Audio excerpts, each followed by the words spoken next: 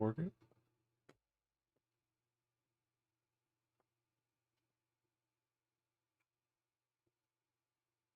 That seems like it's working. Reshroom's being a bitch.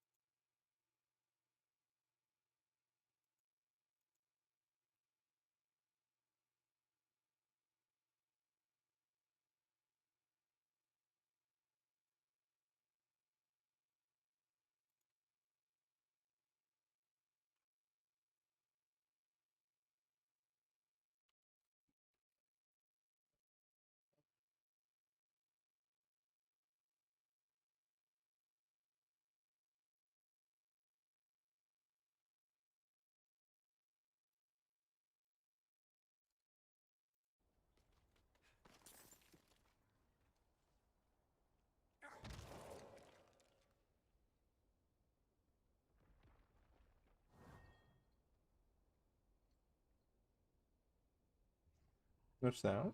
Wait a minute. How's it sound?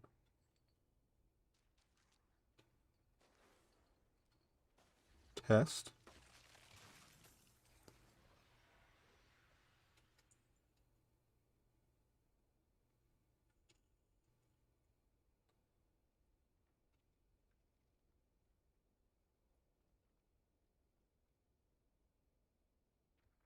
Sound. Oh, there we go. Okay. How's it sound? Okay, seems. Wait a second, preview. Whatever.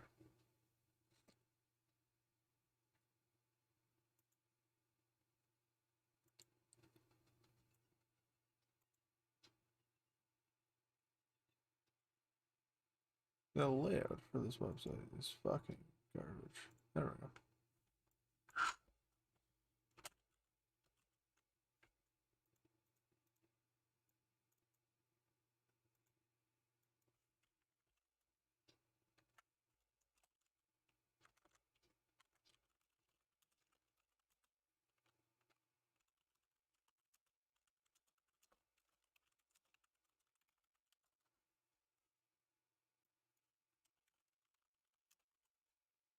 What the fuck? This website is. What the.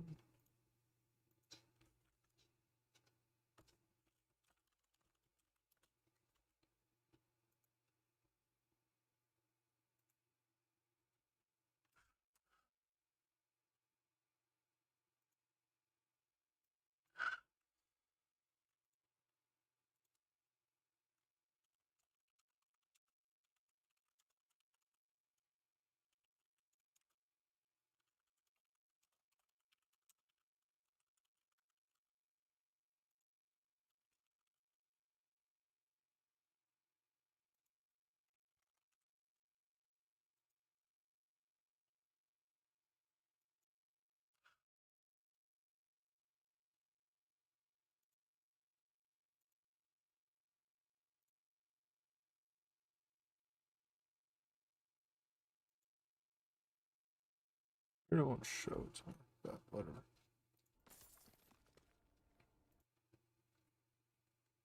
Let's do that.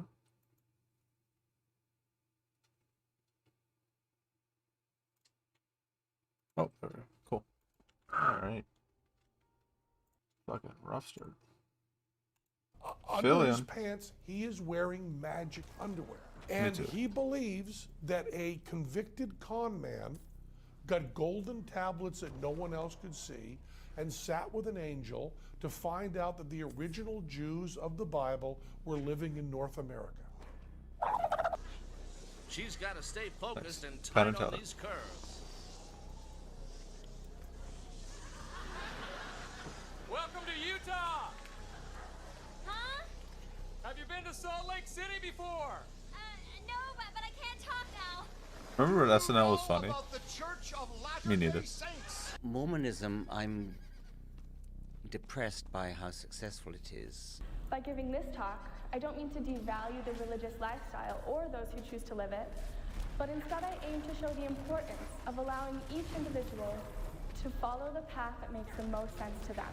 Me that the biblical stories are equally ridiculous, but the difference is we don't know they were written by known con men, but in fact he was a known felon. Yeah. How exactly did a bored 14-year-old in the 1800s go on to deceive 16 million people worldwide? American prophet Joseph Smith. How is Joseph Smith bigger than Scientology? They have Tom Cruise. This isn't fair. These relics would be the foundation of Mormonism, or the Church of Latter-day Saints, one of the fastest growing religions that was founded upon a teenager's fantasy. Joseph Smith grew up in western New York during the early 19th century. His family was deeply pious and engrossed with the Second Great Awakening, a Protestant religious reemergence in the United States from 1790 to 1840. The Second Great Awakening took place in the Burn District, several counties of New York State which experienced great religious experimentation. The Burn District got its name because everyone who lived there seemed to burn with religious zeal. Some religions to come out of the Second Great Awakening were the Shakers, also known as the Quakers, the Fox Sisters of Hydesville, and the Oneida Society. These rather modern faiths had some strange practices. The Fox Sisters would commune with the dead through something known as table rapping. The Oneida Necromancy, dude. Marriage, That to be. possibly even inspiring Mormon polygamy. Though some new religions would fail to produce a large following, others would flourish and evolve into modern denominations. After all, this was an insane time of religious exploration. With a little bit of creativity and dedication, one boy could fool the masses. As a teenager, One boy, Joseph the attended boy, one or more of Joseph the Smith. gatherings, but was conflicted and confused. He did not know which faith was the correct one. While praying in the woods at the age of 14, Joseph was supposedly visited by two personages, described as God the Father and Jesus Christ. God and Jesus told Joseph not to choose any of the proposed religions, and that contemporary faiths had turned aside from the gospel. Even after speaking with literally God himself, it took another 3 years for Joseph to write, Speaks with God himself. find his God preferred does not faith. exist. One night in 1823, during his probably 46th prayer of the day, the angel known as Moroni visited Joseph, instructing him to find a divine book consisting of golden plates, the one and only Book of Mormon. However, for 4 years, Joseph was not allowed to take the plates from their resting spot on Cumorah Hill. Apparently, there are 3 exclusive witnesses who saw the angel Moroni, the Book of Mormon, and other holy artifacts: Oliver Cowdery, Martin Harris, and David Whitmer.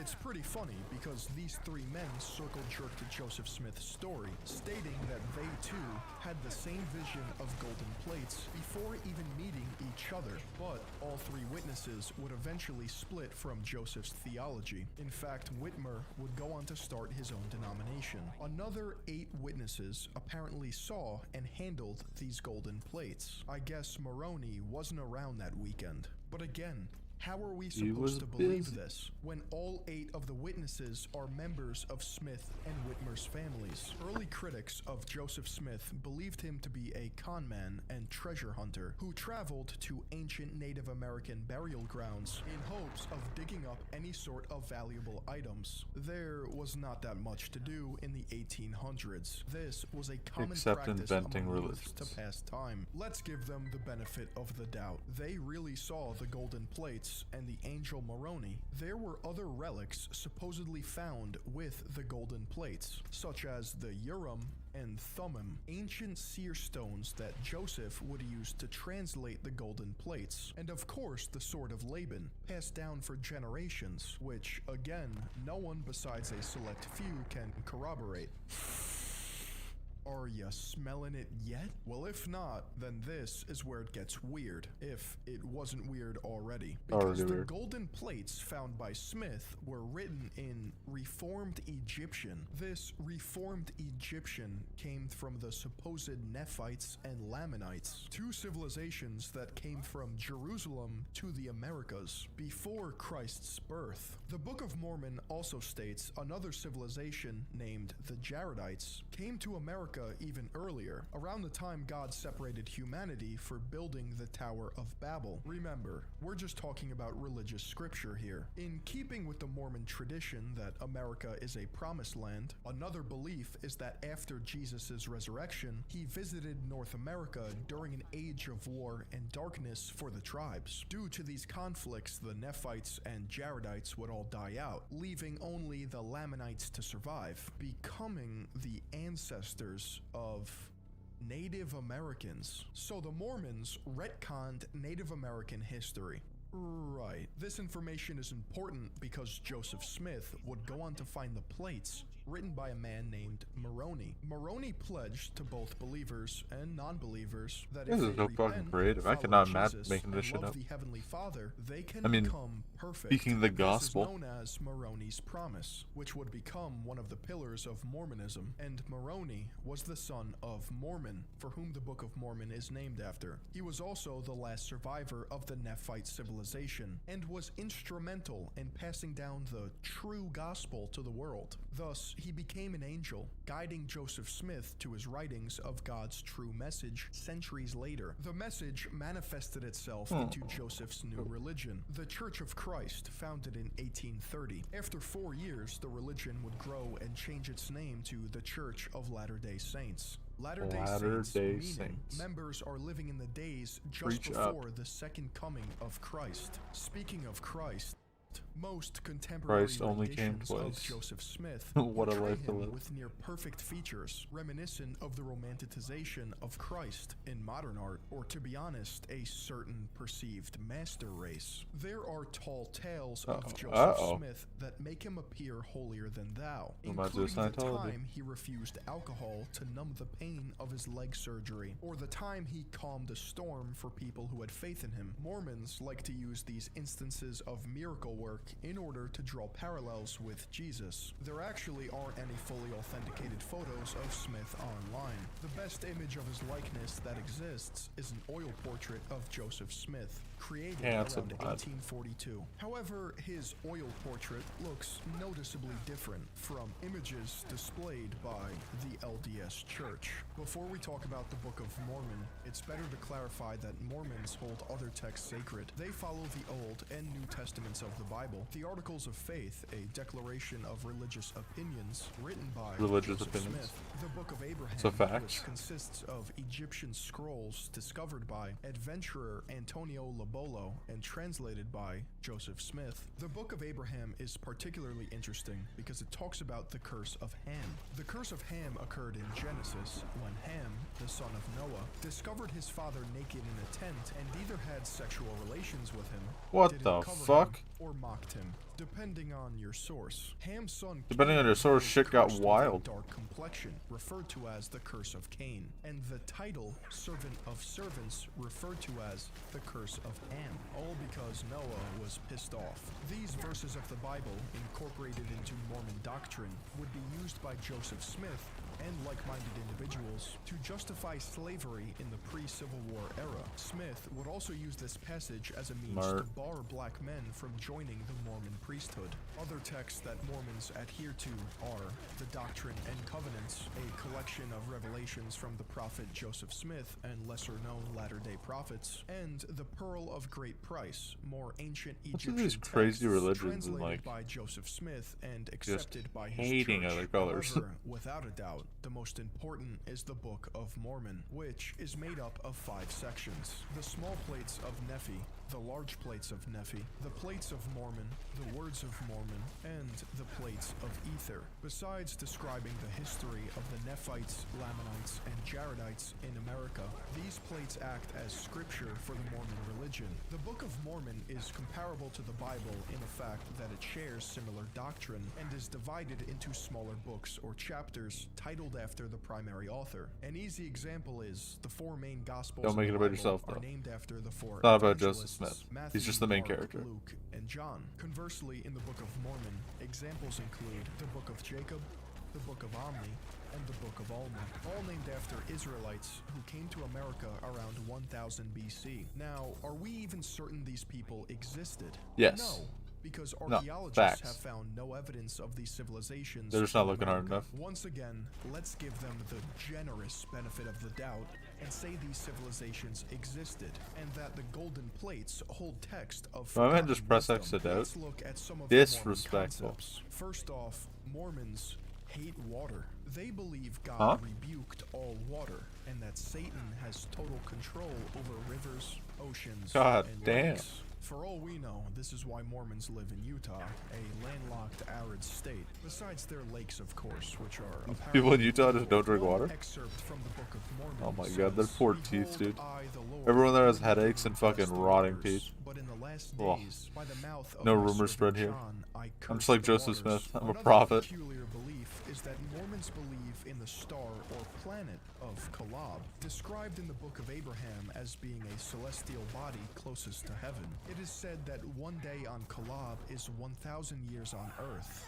Yeah, there's no evidence that this planet exists. Although some major lore What is taken from talking about? Abrahamic Joseph put it religions, in the one book. difference in Mormonism That's is the- that that's all the Jesus proof you is need, my Lucifer's child. brother, and that Jesus was made savior of humanity because he wanted to give us all free will. On the other hand, And no Lucifer water. rebelled against That's why he God turned and water to wanted wine. live Oh forever my, without I've cracked the morality, case. forcing humans to just become gods. To be honest, Lucifer's option doesn't sound too bad. Another fascinating Mormon concept is that there are three heavens: the telestial, terrestrial, and celestial. Don't you get a kingdoms, planet in one of these? Similar to the reigns of hell in Dante's Inferno, just a lot lamer. The telestial is the lowest of the three kingdoms, reserved for people who only follow civil laws. The terrestrial kingdom comes second, occupied by people who only follow the law of Moses. At the top is the celestial kingdom, where God, Jesus, and those that follow his law reside. They go as far as to believe once you arrive at the celestial kingdom, you become a god. So you're telling me Lucifer was cool with just making us gods from the start. Also at the highest level, male Mormon followers partake in endless celestial sex. In order Nice. to reach this level of endless sex, Mormons must adhere to strict social tenets. For example, they cannot consume alcohol, tobacco, coffee, or even tea. They are also discouraged from marrying outside their religion, and it's considered a serious sin to have sex before marriage. Some Mormons have creatively we have devised soaking. ways to skirt this specific theological restriction, such as soaking and ATM. There it is. Soaking, defined by the Urban There it Dictionary. is. It's when you stick your penis inside the vagina, but you don't move it. You don't thrust or anything, and it. No, you get someone else. It's not You really- get someone else to move the bed. All right. It's not a sin as long as you're sitting still, and another force, aka homie under the bed, is just moving shit around. sin. It's not premarital. While ATMing, on the other hand, can best be explained ATM is an abbreviation that has several common at the moment. He's referring to one's current moral circumstances. Okay. Oh, yeah. See, two of those are like, these make sense. Third one, Mormons. What the fuck?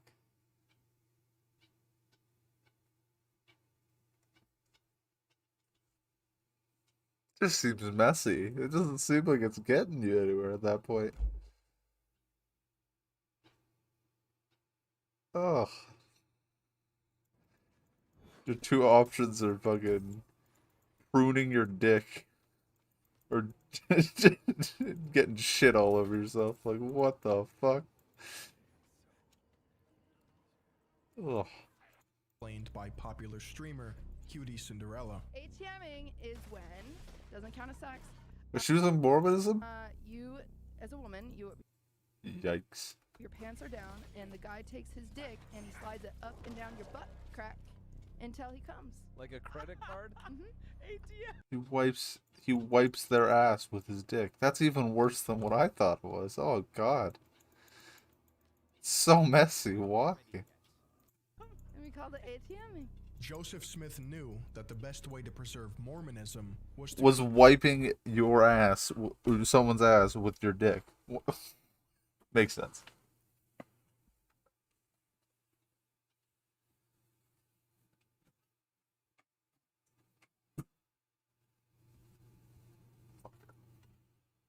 It's a sparkling water, dude.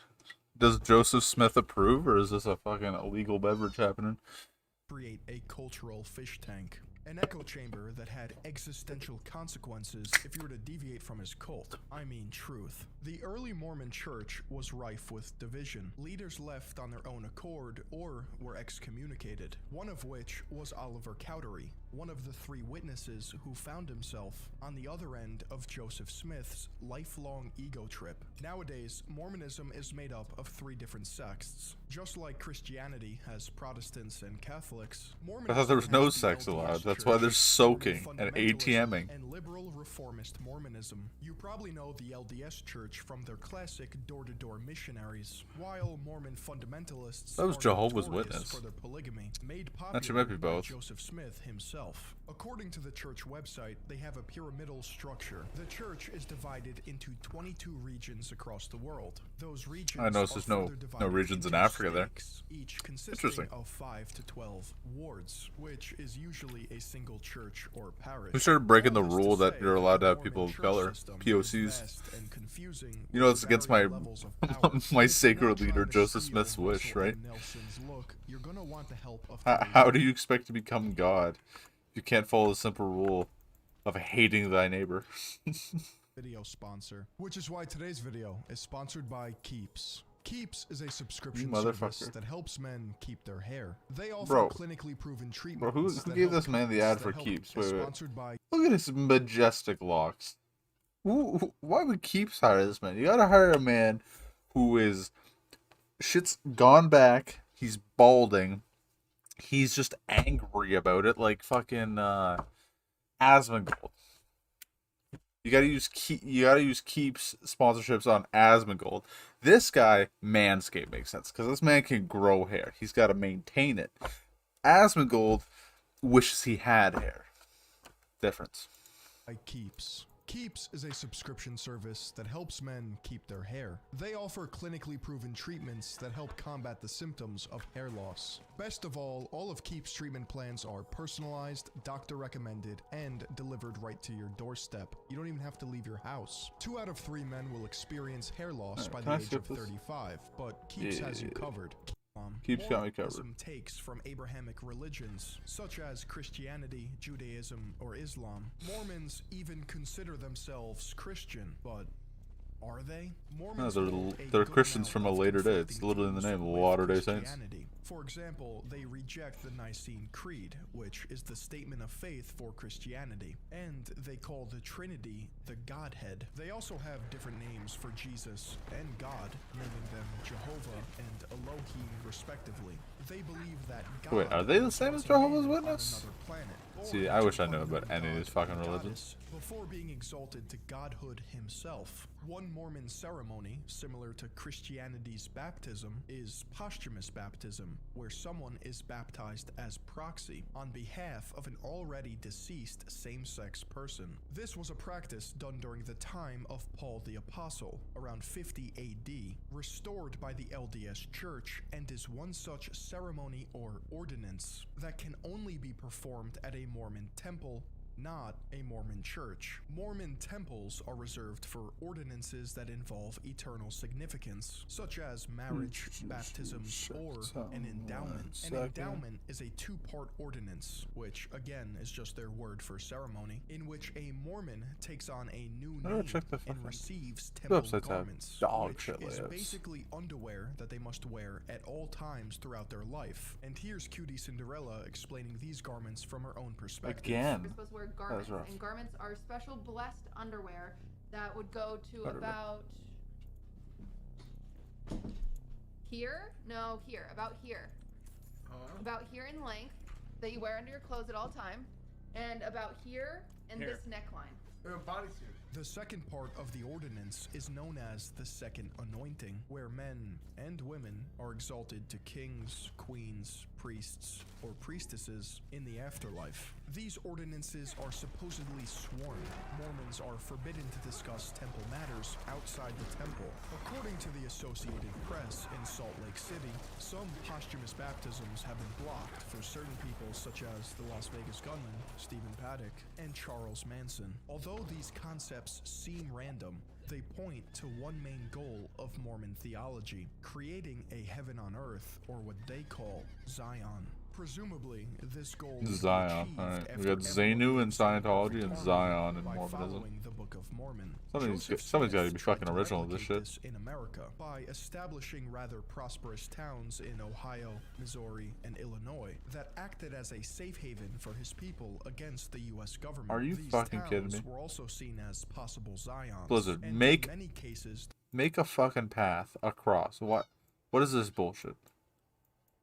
I'm a goddamn necromancer. I got an army of fucking skeletons here, but I can't jump 10 feet? Really? Alright. Whatever you say. the federal government had no idea the Mormons were taking over so much land. Joseph Smith also introduced the practice of polygamy and could have sired several children, though it is staunchly looked down upon by modern-day Mormons. According to Andrew Jensen, an assistant modern-day Mormons, the problem with them is they think they're better than Joseph Smith, okay? Wives by 1887 was 27 He may have hated people of color. Wife, Emma Smith. That's all I gotta say about that. 49 women on the list, and some were even married to other men at the same time. Although Joseph Smith's Zionist towns were successful, why can't I in go their own right, around they the were seen fucking as barricade? interlopers and dissenters Who by thought this locals, was a good political idea? rivals, and other religious denominations, often being berated and attacked on sight.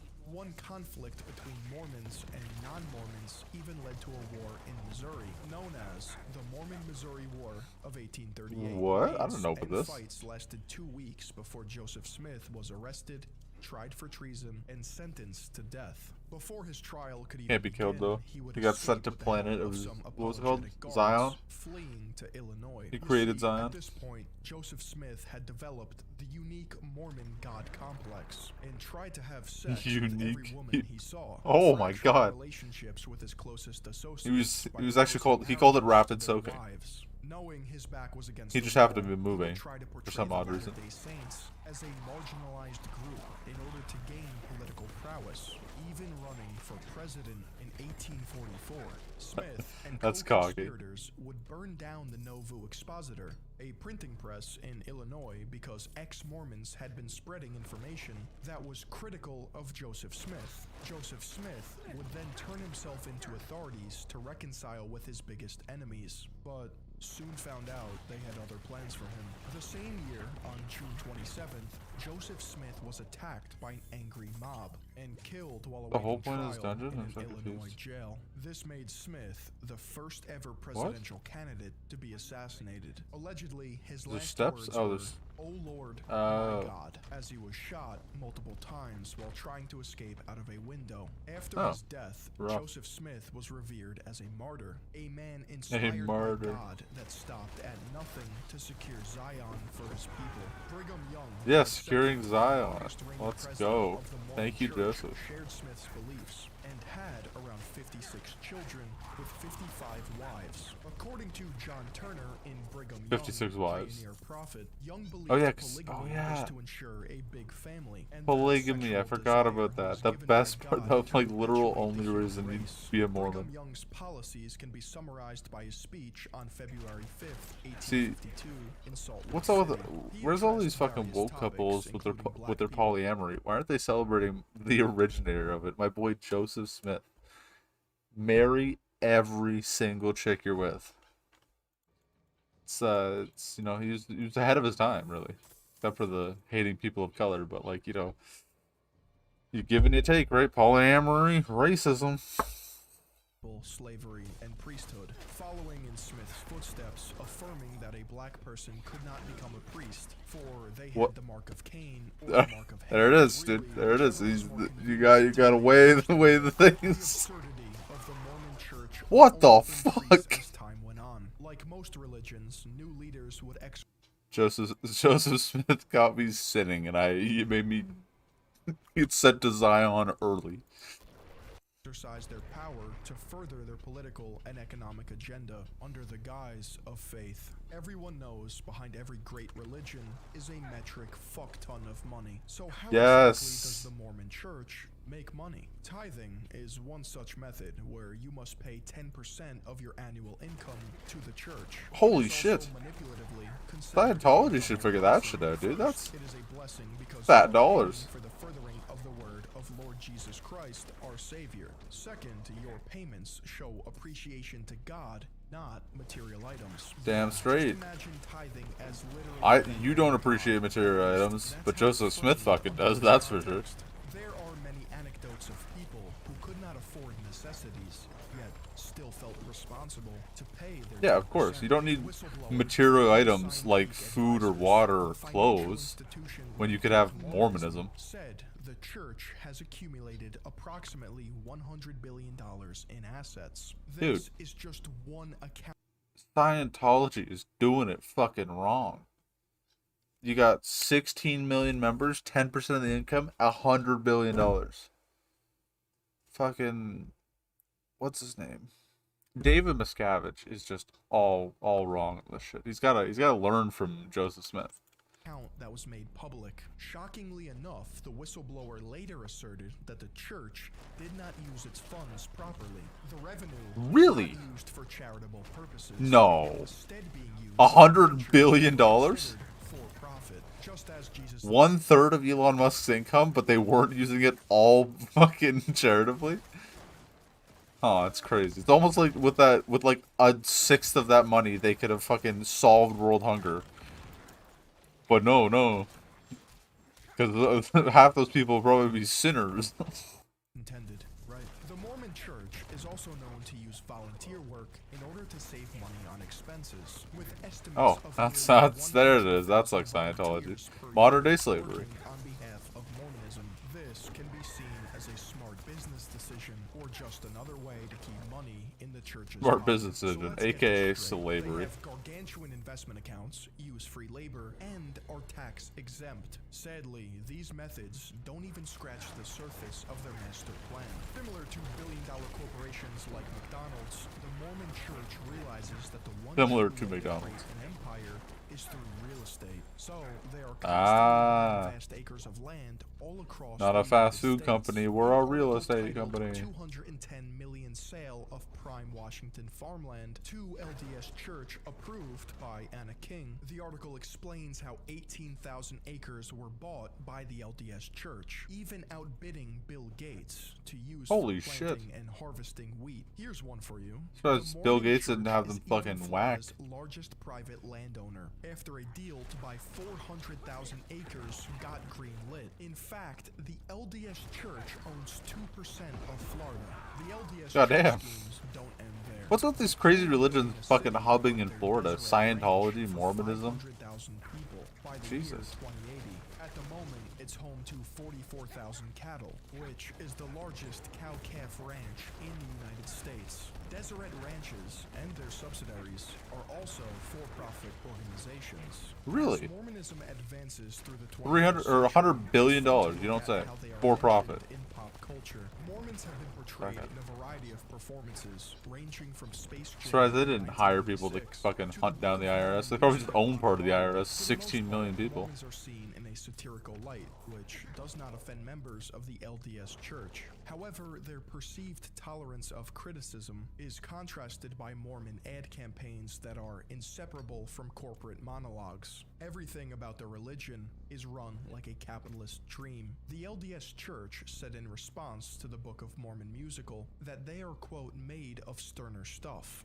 The church may believe some adaptations are lighthearted, but others are deemed essentially lazy. For example, the church has significant problems with HBO's Big Love, starring Bill Paxton as Bill Henriksen, a modern polygamist with 3 wives and 7 children. The family is often described as being Mormon adjacent, which drew the attention of the LDS Church. They may not present themselves as explicitly Mormon, but their behavior and lifestyle matches with Mormon fundamentalism. They also live in Salt Lake City, the HQ of the LDS Church. To combat shows like Big Love, The LDS Church reiterates the fact that polygamy is banned in the United States. It is interesting, though, that the majority of Mormons live in Utah, and just recently, in 2020, the Utah House and Senate reduced the punishment for consensual polygamy from a felony charge to basically a traffic ticket. Without a doubt, one of the funniest pop culture references to Mormonism is in South Park. A Mormon family moves from Utah to South Park and becomes the proverbial talk of the town. The Mormon children and parents are portrayed as too helpful. They are so nice that they convince other people to change their ways. In one instance, Randy Marsh goes to the Mormon's home to beat up the father for telling Stan Marsh differing religious views. Randy's plans rarely work out. He doesn't fight the father. Instead, he comes home with a copy of the Book of Mormon. Throughout the episode, the story of Joseph Smith is explained with almost constant singing. And that's how the Book of Mormon was written. Dum dum dum dum dum. Matt Stone and Trey Parker, the creators of South Park, were also the creators of the Book of Mormon musical. It can be inferred that Matt and Trey don't like Mormonism very much. Really? However, Mormons are not always featured in a They don't like a religion? Especially a psychotic one like that? Oh, franchise shocking. Fallout, set in post-apocalyptic America, Mormons are one of the few remaining religions. Unlike other adaptations, Mormons are portrayed in a positive light. As said in an article titled, "I'm a Mormon. Pop culture often mocks my faith, but Fallout treated it right." It seems a video game did the Mormon religion, while others see it for what it truly is. Criticism of Mormonism has only expanded since its inception because of sexist policies or historical revision. I mean, they literally believe early Jews came to America, built incredible civilizations, had cataclysmic wars, were visited by Jesus, then all died out, and the few that were remaining, they became Native Americans. These are inaccuracies that can be empirically proven false by science and documented evidence. No, But these no pillars way. of academia are considered the philosophies of man and should not be mingled with faith. What However, is this the fucking Mormon dungeon Church will design? have typical PR mumbo-jumbo to appease critics. The primary method of religious indoctrination is to deny others and assert that your religion is the one true path to salvation.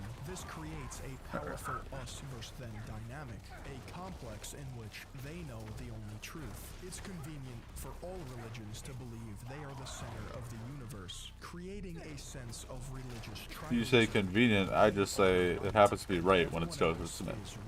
Regardless, if Facts. non-believers are thought of as proverbial sheep who have lost their way, I can't help but think that they are treated as blank templates, ready for layers of cultural brainwashing with the sole purpose of advancing a religion. I felt deep frustration at the church's claim to have a monopoly over the fullness of truth.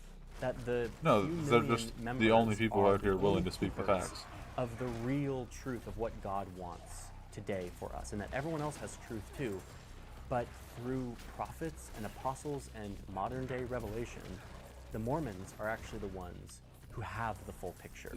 Yeah, they know what Joseph Smith was I there. believe that they had the truth. They do. That was going to deliver me and my family to eternal bliss. It was and celestial until you glory. decided to become a fucking sinner. Mormonism is a New Age religion, which makes it incredibly easy to fact-check and cross-reference outlandish claims of miracle work and divine intervention. It is a slap in the Hey, face. what do we learn from Scientology? It's not fact-checking because Mormonism is real because it's fucking there is proof. The proof is in the pudding. Joseph Smith is the pudding. Archaeology, anthropology, history, and science when Mormonism is taken seriously in any regard. When you know the origin story of Mormonism, the churches and temples begin to represent a dystopian disconnect, towering structures of grandeur that are built upon lies. Although it may instill morality in some,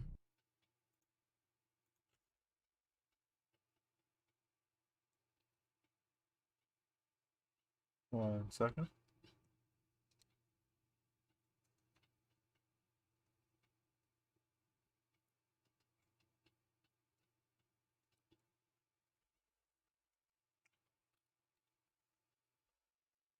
Whoa. There we go. it doesn't outweigh the blatant hypocrisy present in their belief systems. The most notorious Mormon stereotype is how nice they are. They're such nice people. Smile. Smile right now. Smile. Smile. Smile a little bit. Smile a little bit. Come on, break the corners of your mouth. You What right the here. fuck? That's better. You just look better when you're smiling. You could say that killing them with kindness is how they defend their beliefs and fight criticism. I don't know. You ever seen BYU students talk about fucking anything? Conversation on the absurdity They're kind of just religion. I guess creating distance not. from traditional Joseph Smith Mormonism is through various denominations and sects. It's easy to circumvent criticism when you say you are different than that. But when your founder was Yeah, guys, we believe in everything Joseph Smith said, except for the part about people of color. We kind of broke that rule. To take you seriously. And for those of you who were a little confused, you are dead, and this is hell. So abandon all hope and yada yada yada. We're now going to start the orientation process, which will last about... Hey, wait a minute. I shouldn't be here. I was a totally strict and devout Protestant. I thought we went to heaven. Yes, well, I'm afraid you were wrong. I was a practicing Jehovah's Witness. You picked the wrong religion as well. Well, who was right? Who gets into heaven? I'm afraid it was the Mormons. Yes, the Mormons were the correct answer. Oh yes, fact learning time. See, that's an interesting. Yeah, I'm absolutely convinced most of these guys believe what they say. Now, maybe they're bullshitters at the start, or they only partially believe, but they repeat the rhetoric. They believe in my boy Joseph Smith because he's a fact speaker. Believe it. And you know, David Koresh, he was, you know, right down the barrel. He totally believed, willing to die for his beliefs. And he also oh, this Waco guy. Yes. Waco. Yep. It's another one. I mean, it's so common. Massacre enemies. Fucking. And his ex-girlfriend. Mission accomplished, dude. They all just spawn in one spot, and I just corpse explode. And guess what? That makes more corpses. Wow. Fuck it. That's crazy as it works. Oh, this is a one hand, one finger. Got a fucking keycam. This shit is so challenging. I'm healing off of the. Dude, I'm so glad you can heal off a corpse explode. Oh! They almost got me. Lightning fucking enchants are broken. Because all my skeletons were dying. That was a couple of kills. And grew up in one of these sort of religious cults, and it was the same deal. The head guy was having sex with all the women, and you know he would have sex with different people's wives, and everybody had to let him. Yeah, same thing with the fundamentalist Mormons. What's his name? That's in jail now. Jeffries. Jeff. Is that it? Jeff. 7 more minions. It's 17% increased damage reduction. That's fucking sick. But anyway, yeah, that's how it gets corrupted. I don't know if you ever read John Krakauer's book Under the Banner of Heaven. This is the guy, the mountain climber that did Into Thin Air and the one about the Alaskan kid. Anyway, he wrote this book called Under the Banner of Heaven. The Alaskan kid who died. Yes. Yeah. When they made that movie about. What was that movie? Into the Wild. Into the Wild. There's yeah. the guy. So he did Into the Wild, Into Thin Air. Krakauer's a great writer. So this book, he starts to investigate the murder of this polygamous family in Utah. Just as a journalist, he's going to do a story for the New Yorker or something. And then he realized it just takes them down the path of this incredible world of polygamy, which still goes on. Now, legally, it's not legal, but they marry one, and then the others are so-called sister wives, and they're just there. And they live on these border towns along the border between Colorado and Utah, like Colorado City and all that. I've been to some of these places. It's like a Twilight Zone episode. You go into this town, gas station or whatever. It's like, oh, it feels kind of weird here. And so Krakauer discovered this whole world of, you know, going all the way back to the founding of the religion and what's his name, Joseph Smith, and you know he gets this revelation from God that well, basically he's banging the woman down the street. He's married, and so he gets this revelation from God. And Krakauer has this scenario in the book where he tells his wife, "Now, honey, I've been talking to God, and you're not going to believe this, but he said I got to have sex with multiple women so-and-so down the street." She's like, "Oh yeah, well, I have to start seeing other guys." No, God was very specific about this. It's just for the guys. And nice. how do I know you talked to God? Well, my buddies, they were there. They heard it also. And this is the first page of the Book of Mormon is an affidavit. These are the people that heard the revelation. And they all sign it. And it's like, okay, so this is how it starts. Well, when Joseph Smith started it all off in 1820, he was only 14. Yeah. Name me a 14-year-old that's not a liar. That's right. They just learn how to lie. It's not even like that they're bad people. When you're 14 years old, you are a developing entity. Right. Like your frontal lobe's not fully formed. You don't really know what you're practicing sentences. You don't know what you're doing. Trying to exert your influence. And this guy was just very creative. He was, and he got chased out of Palmyra, New York is where he started. And then he moved to Missouri when basically he was in trouble with the law and other issues. And then he got in trouble there and he was killed. And usually this ends a cult when the leader dies. Now there's a kind of there's a critical period if you get a new dynamic leader to take over, like in the case of Scientology, David Miscavige took over after L. Ron Hubbard passed over to the other side.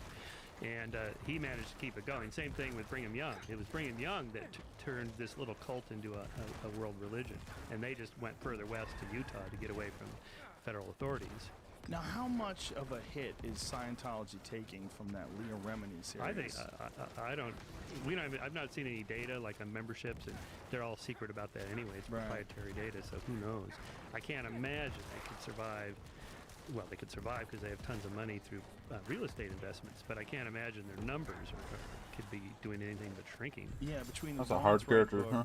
Then the HBO documentary with it featured just gripping stuff. Crazy. Yeah, and your dialogue with Leah was incredible, and she's just a hero amongst secularists that fight against cults. That's really the best way to do it. Not top-down laws against cults unless they're doing something obviously illegal, but just bottom-up members speaking out. I had David Miscavige's dad on as well. Right. That was sad. Yeah. That was sad because I felt like I was talking to a guy who felt like he wasted his life. Right. And lost his son. Right. And he brought his son into Scientology. The whole thing was really disturbing. Yep. And then David Miscavige became the greatest man to ever live. The United States government is allowing those people to be tax exempt. I mean, with all the evidence that's available. Joe, that's where you're wrong. They're not allowing, okay? If they try any shit, the Scientologists will find the people, their family, fucking hunt them down, and pressure them into making them tax exempt. It's the real life supervillains.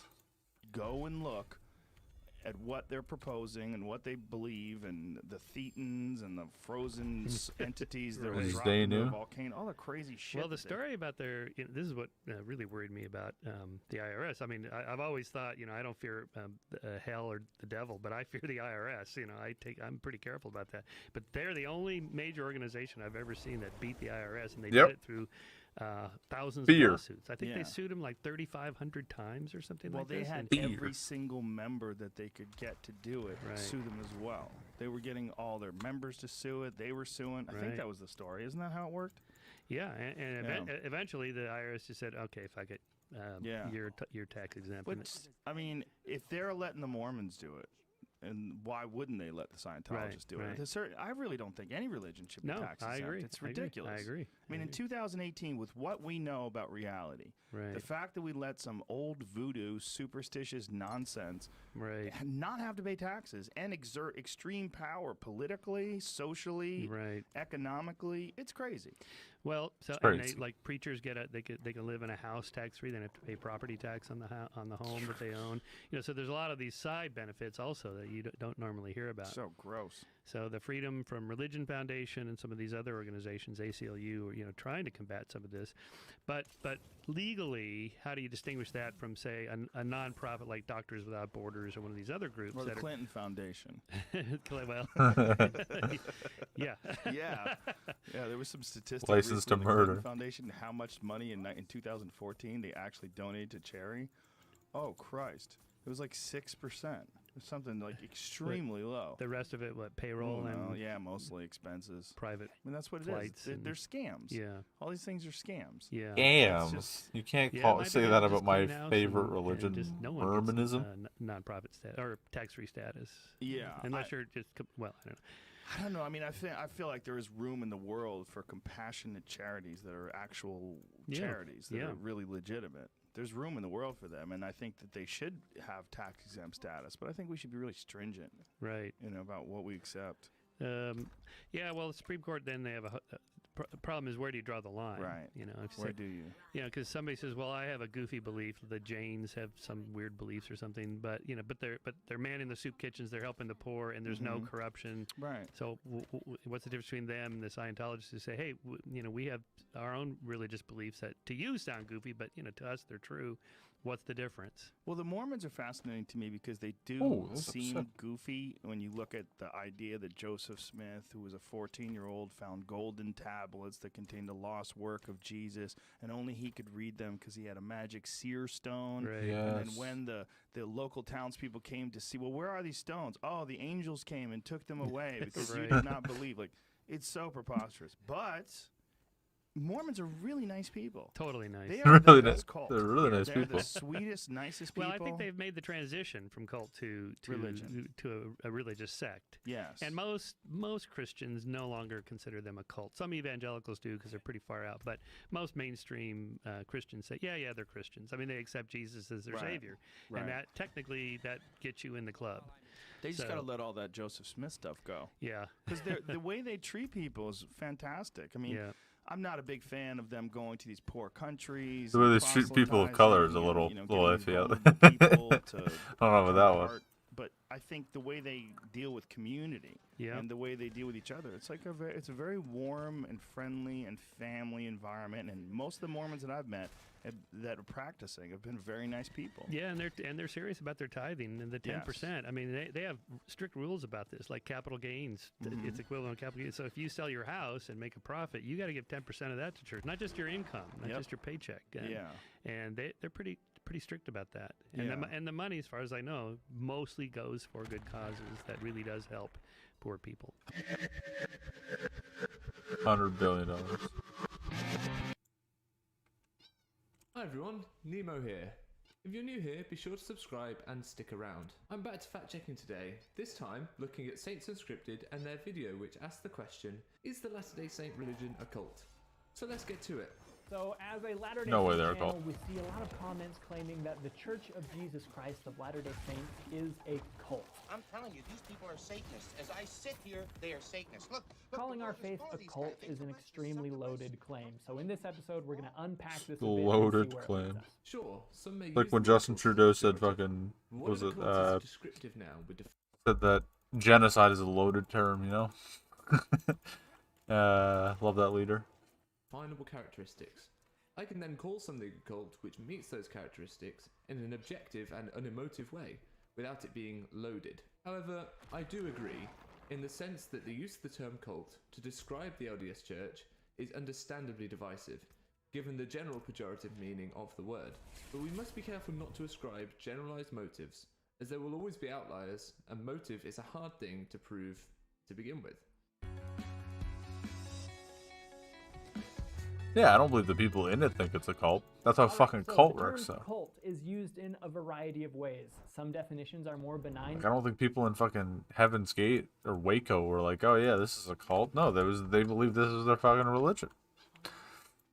The motive doesn't matter. It's what's the goal? The goal is to fucking control everyone and make $100 billion in fucking tax-free profit. Oh, maybe it's bad. Than others, but in general, when people call our faith a cult, it's used rather loosely as a derogatory term aimed at discouraging people from learning more about our faith. This Damn definition straight. of cult that David gives is genuinely loaded. It describes motive and sets up a victim narrative for the church. Also, presenting it in this way immediately makes this about David's definition of a cult, which other people who have called the LDS Church a cult in the past will clearly not have access to. Therefore, he is giving the word a definition and then judging others by the definition he has created. This is known as a definist fallacy. We really need a more objective definition of the word, one that everyone would have access to. And in order to steelman David's position, I'm going to use the definition from the New World Encyclopedia, which he shares in the description of his video. A cult, strictly speaking, is a particular system of religious worship, especially with reference to its rites and ceremonies. I tend to agree with non-Latter-day Saint Guy Harrison's analysis in Psychology Today. If we step back and take an honest look at how this label is applied, the application of this term is prejudice in practice. One should not have too much difficulty recognizing cult as an unsavory stealth word with an unjust mission. This is verbalized bullying that demeans less popular groups and distances them from more popular groups. If we look closely describes at the paragraph cults. David shares here, we see this line.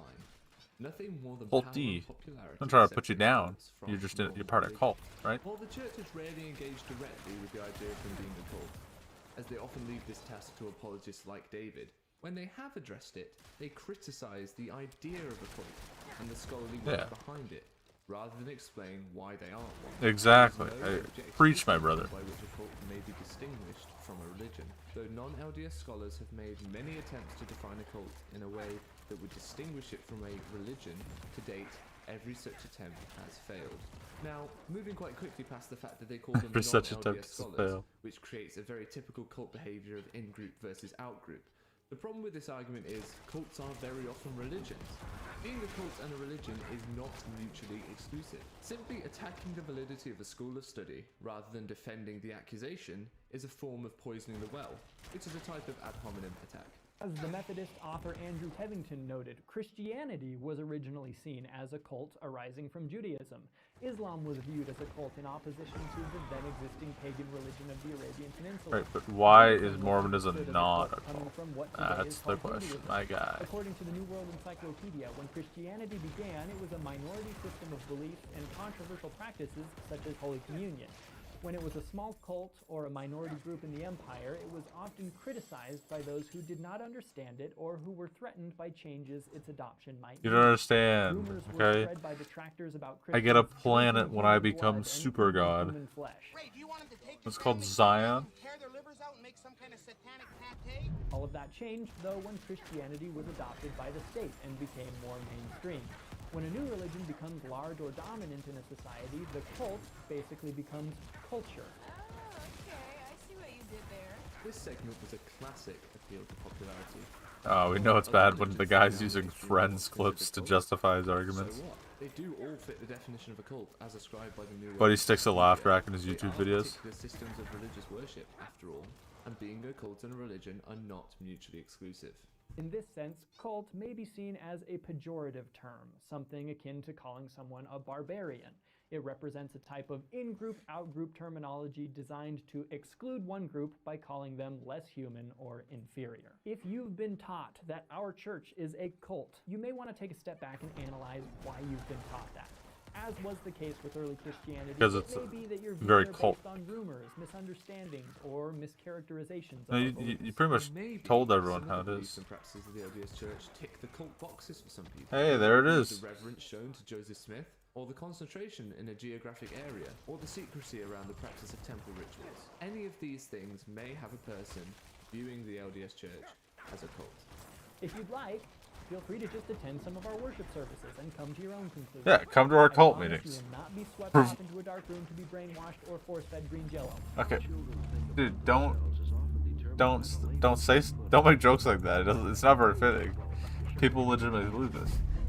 See, you say just come to one of our worship services, but people can't just rock up to an endowment session. They can't even ask us details of what goes on in there. So this will be where some people are getting the cult vibes.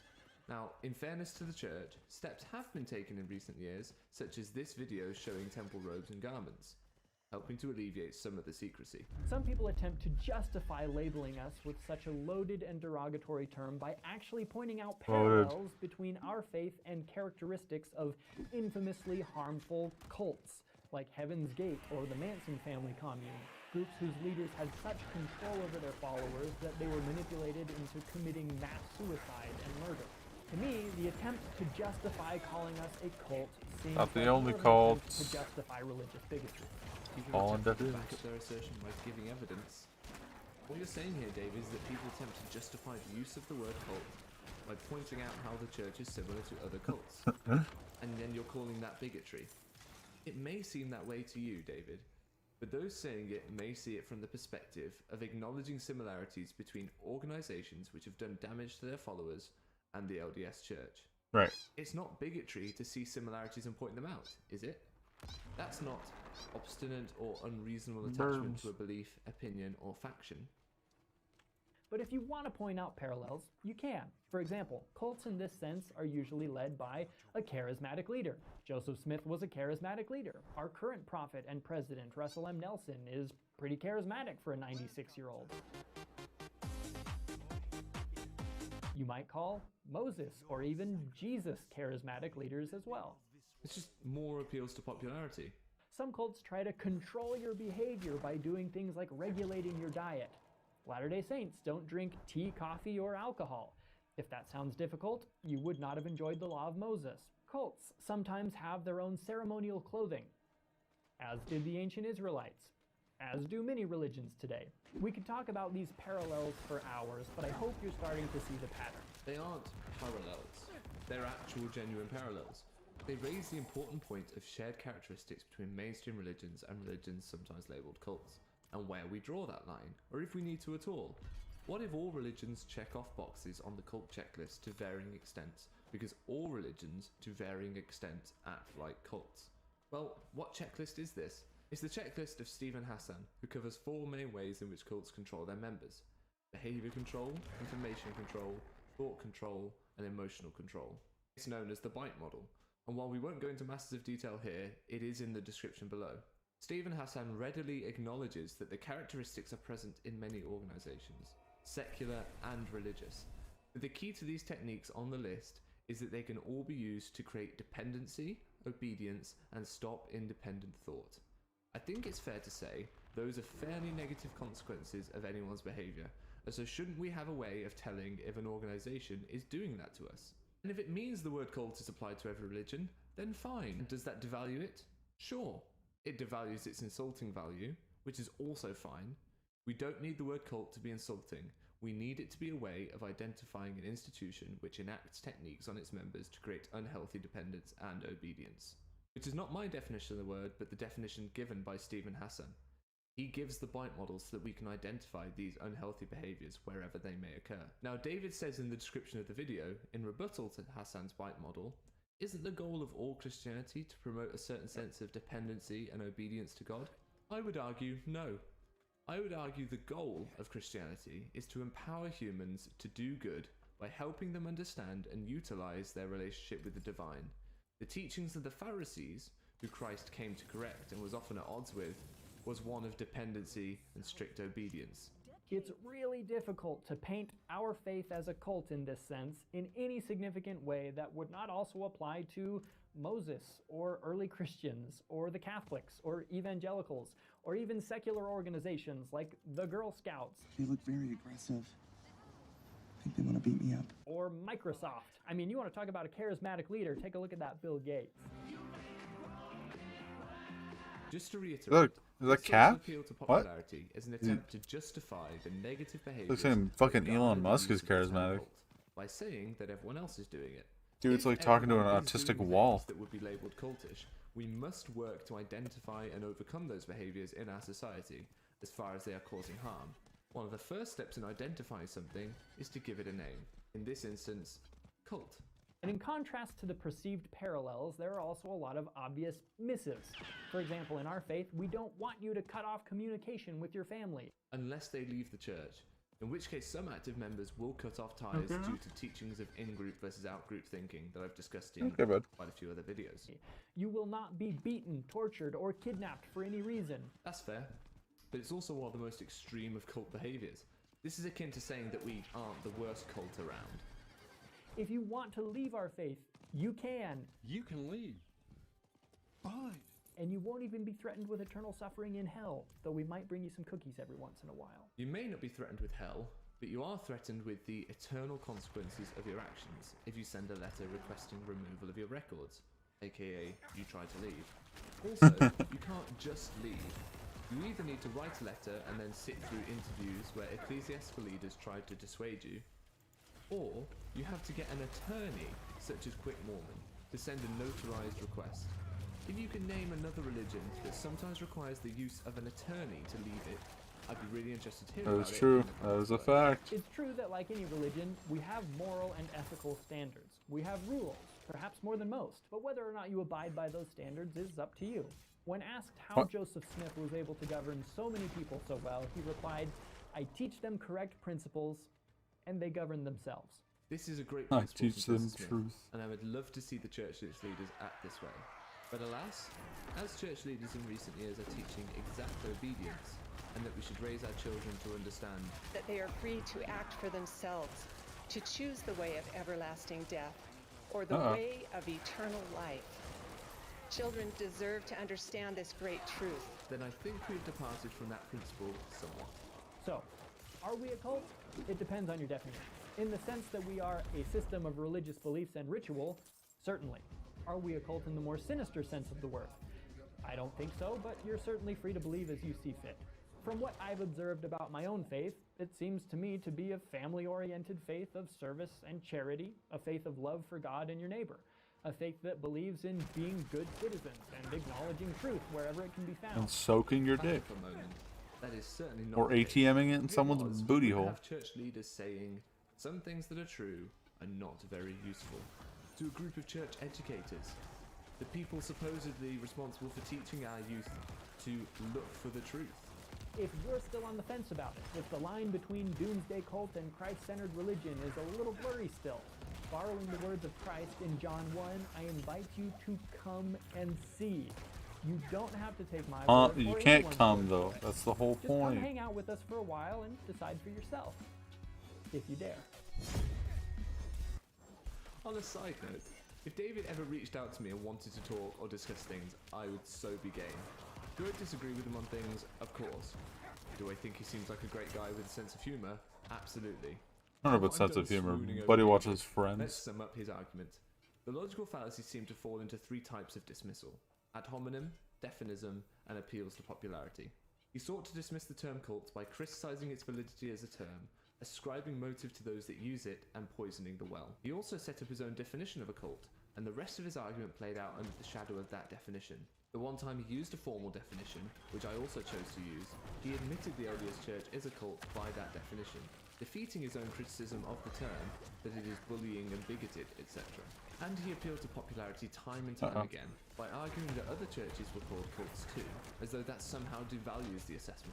Now, just because David makes fallacious arguments in support of his opinion that the LDS Church is not a cult, does not mean that some of his conclusions are not correct. The term cult is used pejoratively by some people. He's not wrong about that. But its use as a pejorative should not undermine the value that the term could bring in the form of a diagnostic tool for the recognition of unhealthy behaviours within an institution. This is not a clear-cut issue by any means, so please let me know in the comments if I missed anything.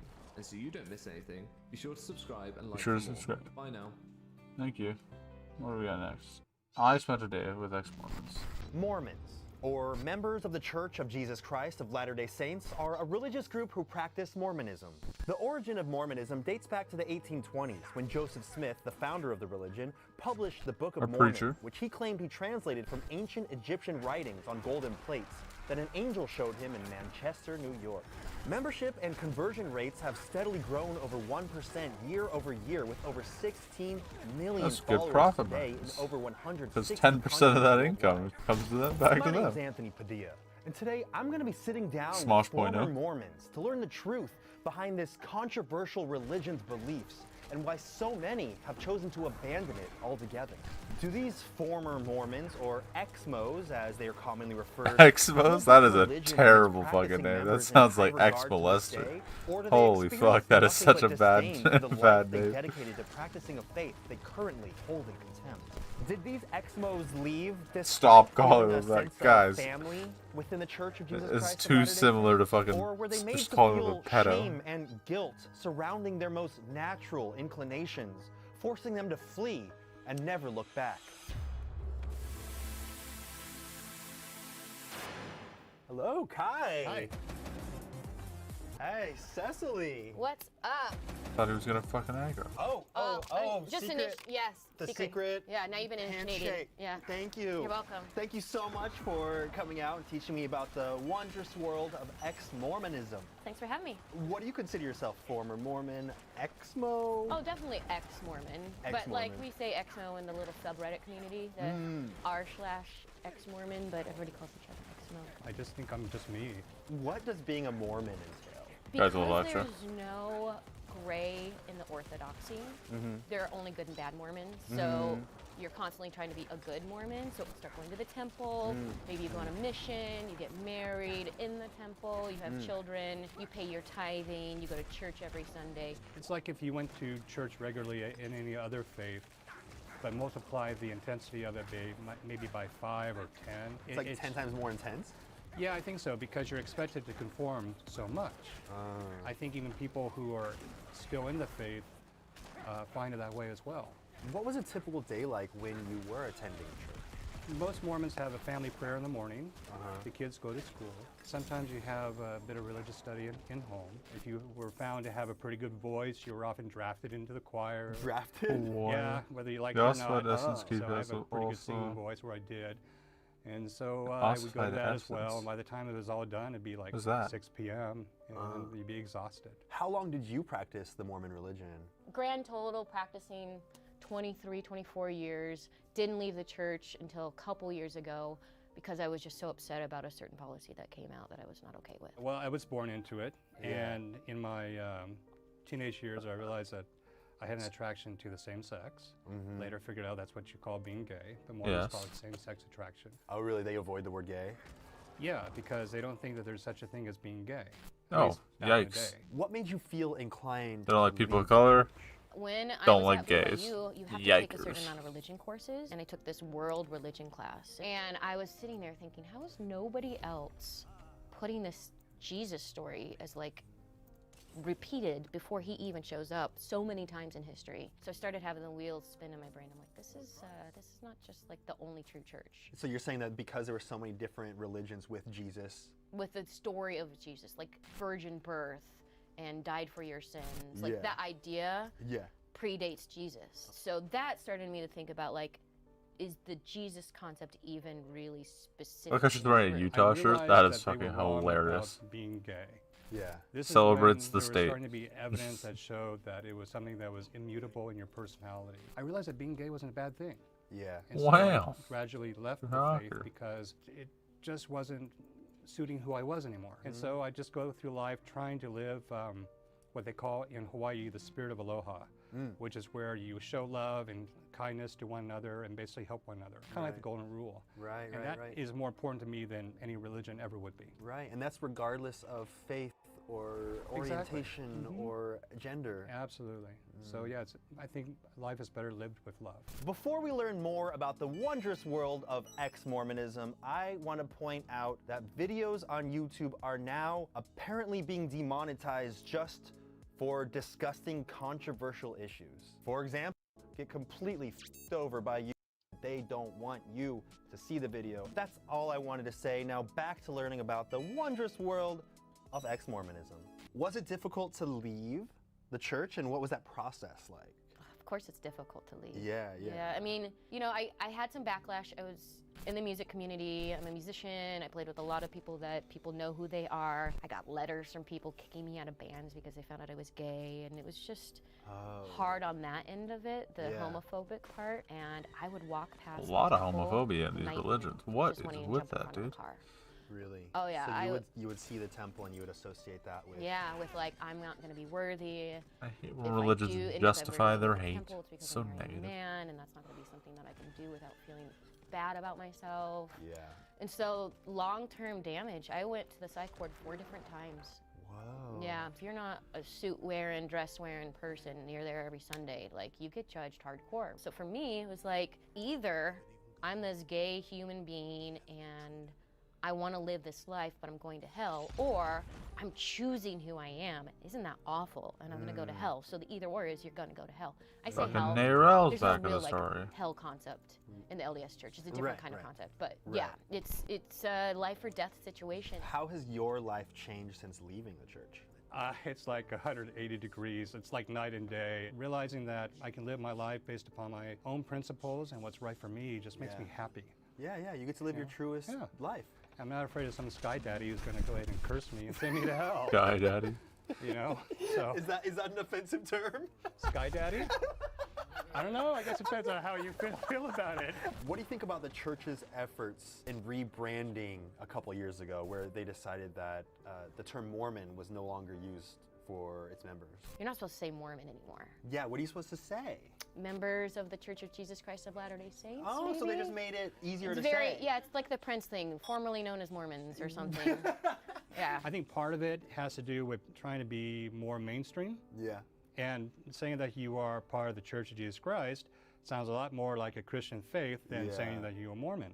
Yeah. Mormons do consider themselves Christian, Right. but a lot of non-Mormons feel that they're not.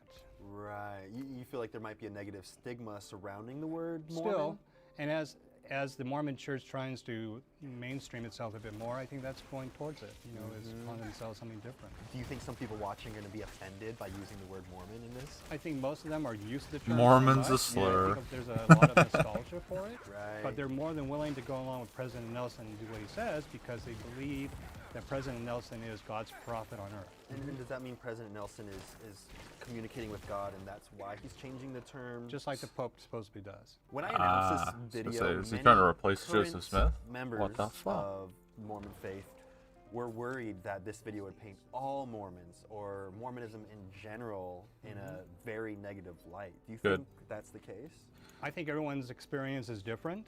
Yeah. But for me, I know there's a lot of good Mormons out there. For example, They're just there is homophobic. a huge issue still They're with racist. Mormon kids who are LGBTQ getting kicked out of their homes. Yeah. Yeah, There's it's this fucked up. group of wonderful Mormon mothers who were very devout, you know, believed in their faith, but they also believed that these kids needed help. And so they formed a group called the Mama Dragons. And what they do is they swoop in and they rescue these kids who are kicked out of their homes. And so they make sure that these kids are all right and they give them a place to stay. And when they turn 18, they help them find their way. There's plenty of really good Mormons out there. I think a lot of them often will still attend church because they want to kind of be part of the community. Yeah. And they like the service opportunities with their that the church obsession with gives it? them. Fucking I think there's a lot of good Mormons out there, and a lot of them missions, dude. keeping their Holy faith shit. because of tradition, or maybe because they're apprehensive about leaving because of the reaction they'll get. Yeah. 100%. Speaking about this, 100%. Are you nervous? 100%, yeah. And why are you nervous? It's not like Scientology. I've They're never not going been to send this hitman forthright. after you to I've posted ruin your little day. things here and there. Mm-hmm. But I have family members that will no doubt have a pang in their heart when they see this. Just as much as when I was Mormon and I saw a family member stop going to church, I just felt so sad for them. Do you think they're just going to feel sad internally, or do you think they might disown you? I think I'm past being disowned. I drop enough bricks off for them to trip on it. I think that they're past it. Right. They love my wife, Kate. She's badass, and so I kind of won okay? on that one. Hello. No, I'm not. Yeah.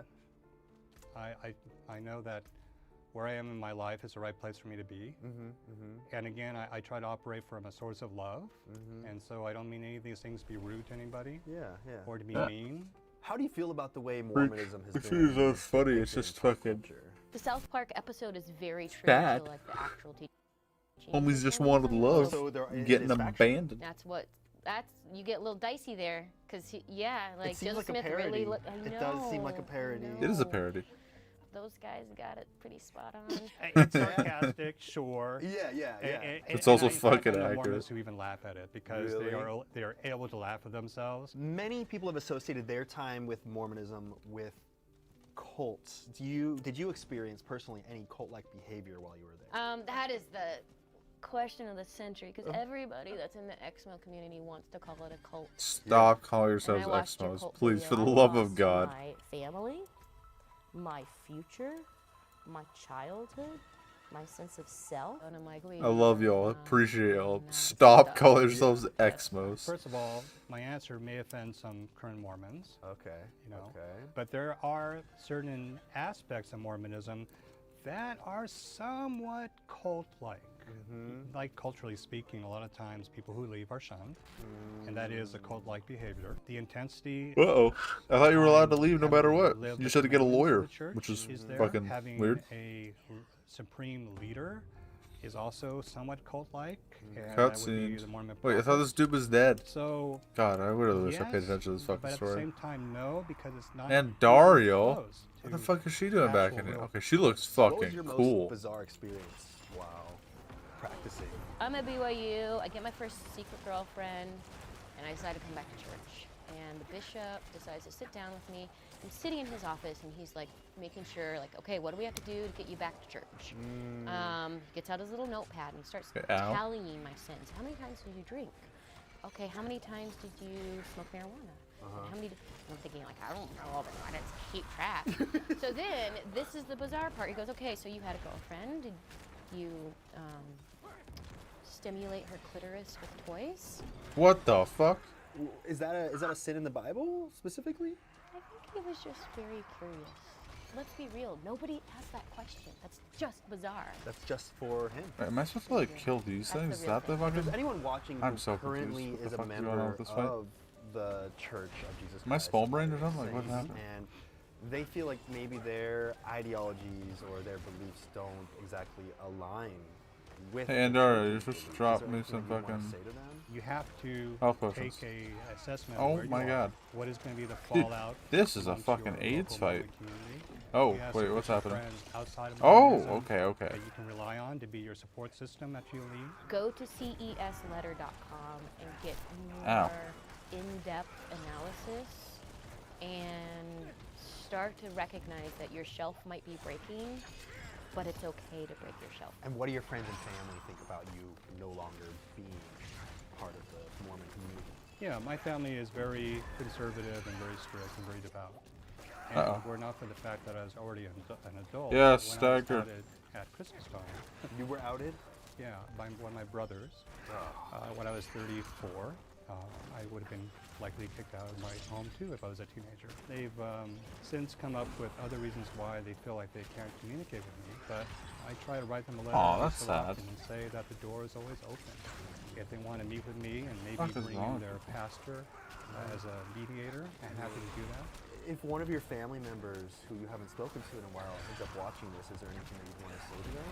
I'd be happy to talk about things and to work it out and to see if we can find some common ground, because I believe in love first and ask questions later. And Preach. just try to be a family again, well, or be a complete family again. I hope one of them watches this and I'd like that very much. Gets that message. I actually have a parting gift for you, the best interviewer shirt that you can get at padildoshop.com. Oh, I love but it. for you, I'll give it to you for free. Do you mind saying the name of that again? It's like my last name, Padilla, pronounced wrong, Padildo. No, not pronounced wrong, pronounced pretty cool. I'm liking that. Honey, did you hear that? All right, you got 5 seconds to shout out or promote anything you want directly into camera. Go. Wintergrain.com. YouTube.com/benedictionary. My wife and I's band, and cesletter.com if you're questioning the church. Contact me on Instagram. I'm at the Kai Creative, and I'm happy to answer any questions you have. Thank you so much for teaching me a little bit more about the wondrous world of, oh God! Oh, I shouldn't have said that. Heavenly My word. Father. My word, Heavenly Father, are you giving us more signs? After spending the day with these ex-Mormons, I've come to realize just how important it is to always question if our beliefs make us and those around us most happy and content with our short time on this planet.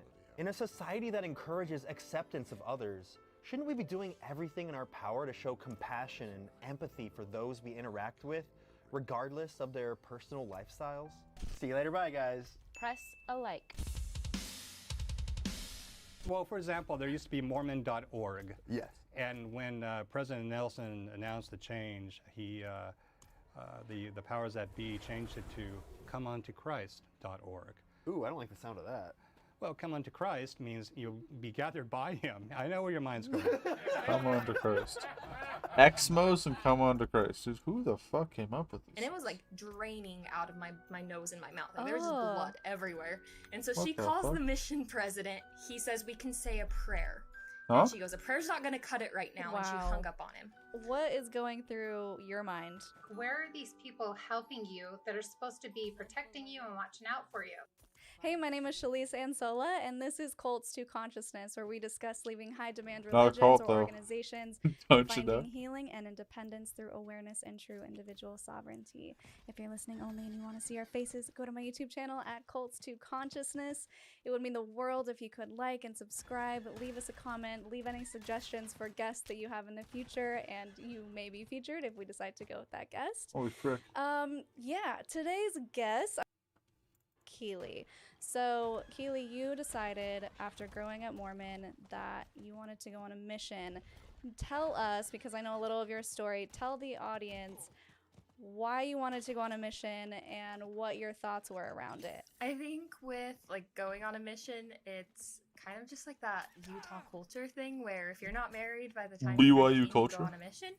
And I was one that just decided I wanted to focus on a career and not get married right away after high school. So I knew that like going on a mission was part of something I was going to kind of have to do for kind of like my life plan as a Utah Mormon.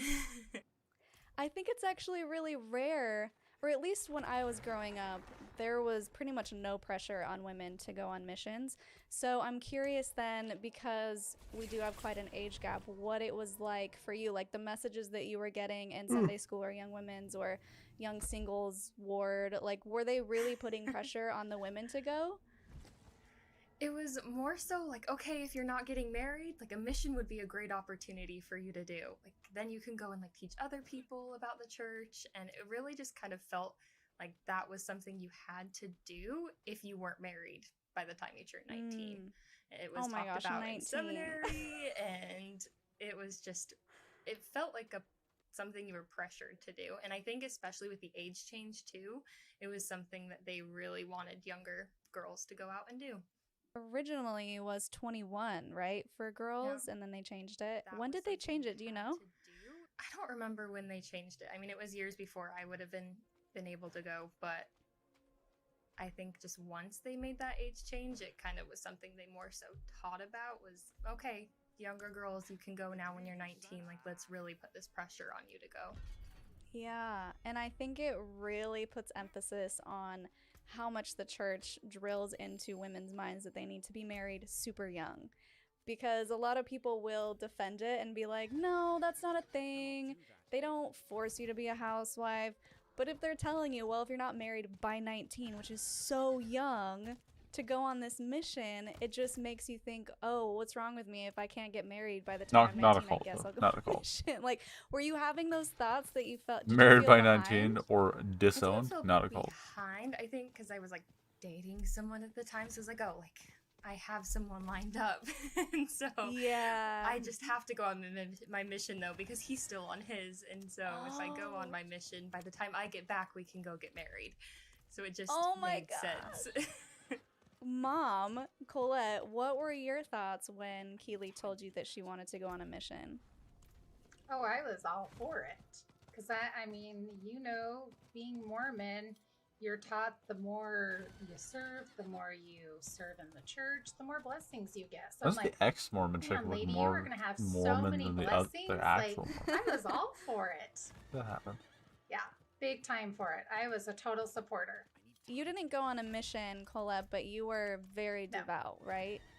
Oh, she's not Mormon anymore either. I went to church all the time. I was going to the temple twice a week. Me and my husband would go to the temple for our date nights every Thursday. That is disgusting. Primary president, like I was knee deep in. Like, yeah, that was my whole life was the church. The Mormon church was my entire life. Yeah. Wow. Yeah, so this was probably a super proud moment for you. Oh, I was so proud. Bonus points. You're going to get all the bonus points from the people in the ward, right? Yes. Like to be able to like say, yeah, my child's going on a mission. Like they're serving the Lord. Like we are bringing people into this church. Like I was so proud. I was so very proud. And that's why I don't know. I feel like I kept pushing that issue of, I mean, she'll tell you she wanted to kind of do a service mission. And I was like, no, you've talked about serving a church mission. Like you're sticking with the church mission. So Keely, tell us about those thoughts. So you just wanted to do a mission that didn't have to do with the LDS church. Yeah, I wanted to go on like dry as fuck. You know it's not dry? It's soaking.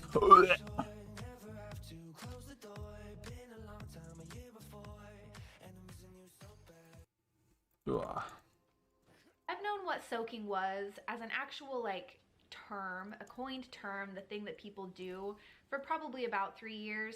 I first learned that it was a thing when I saw this hilarious comic. I'll put it up on the screen so you can see it too. I saw this right around when I left the church, and that's when I learned that, oh, this is an actual thing. Since then, I've talked about it to a few other people, mentioned it in ex-Mormon groups. I've seen the comic shared a million times. If you Google Mormon soaking, you'll see tons of information about it. It's been on Urban Dictionary for a long too much time. information. And probably like 6 months ago or so, I made a TikTok video about it that went viral. The video has over 5 million views. It's been shared all over the place. I've done interviews about it. It's been shared by famous people. It's been in lots of YouTube videos and articles.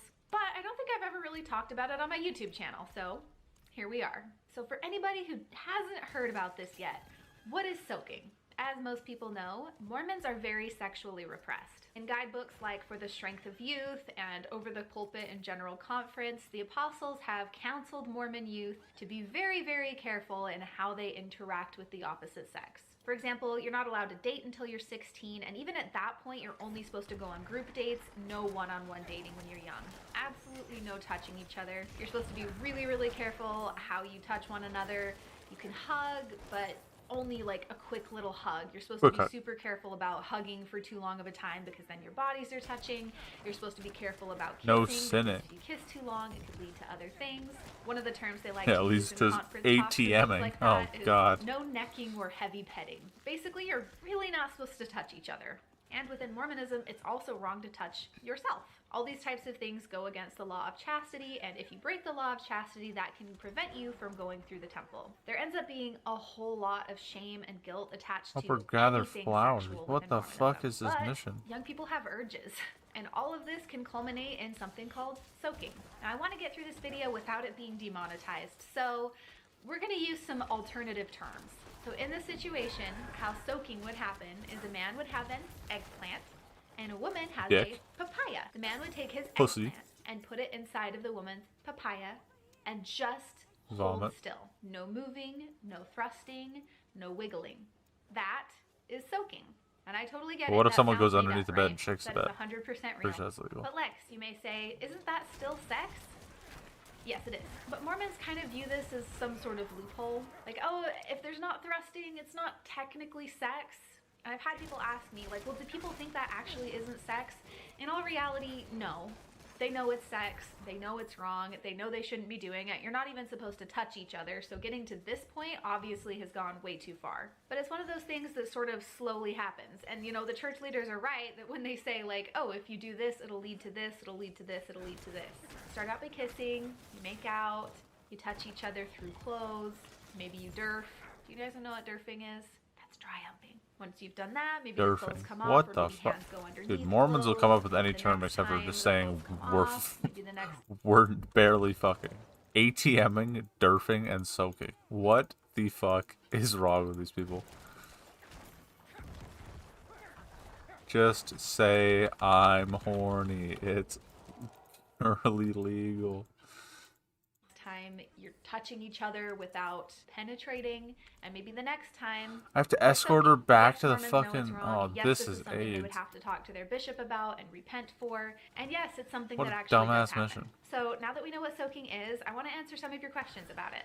Is it pretty much just a Utah or Idaho term? Because despite being Mormon all my life and going to BYU, I had never heard of it until 5 years after I left the church.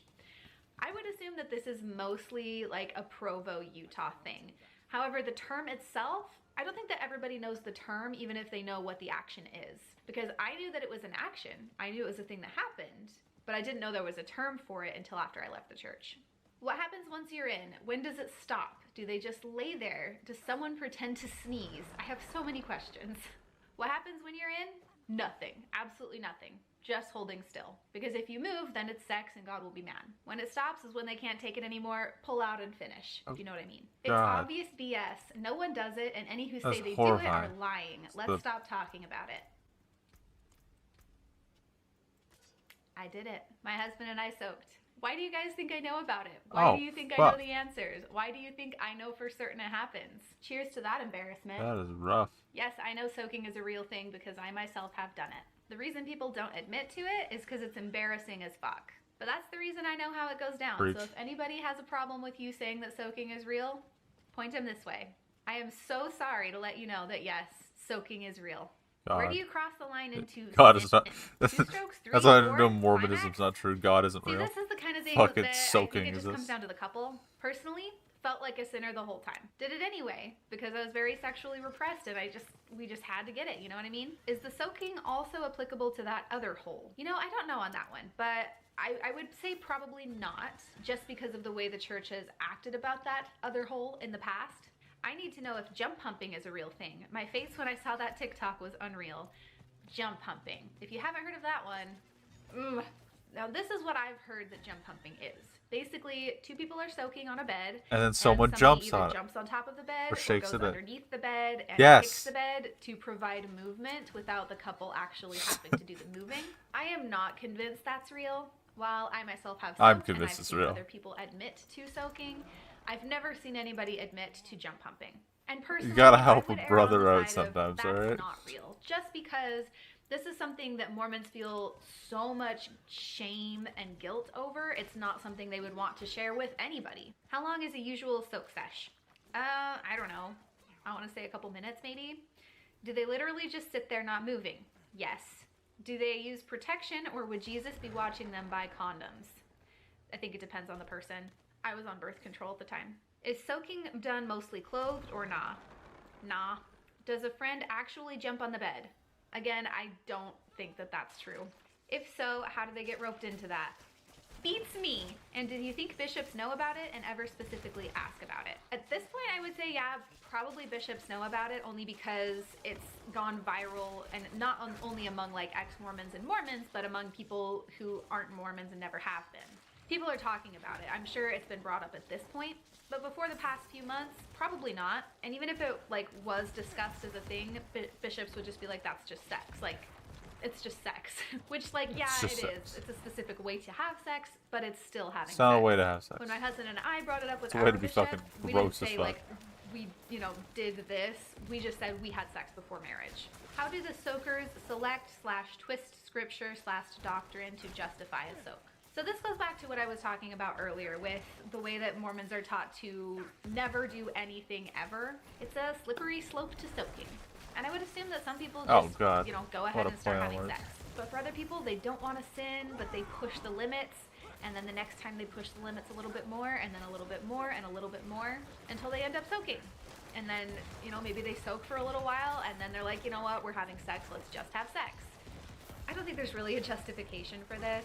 When my husband and I were young and doing stupid stuff like this, it really came down to just that slippery slope. There was like this weird little part of your brain that's like, oh, but it's not really sex, even though you know it really is sex. And as funny of a topic as it is, this is actually really sad. Mormons have been Yes. conditioned to believe because they have been taught to. They've been taught by their prophets and told things like, having sex before marriage, doing anything sexual before marriage is the sin next to murder. Even though this is a super normal thing, it's an extremely natural urge. It's a thing that almost all humans really want to do, especially at that age.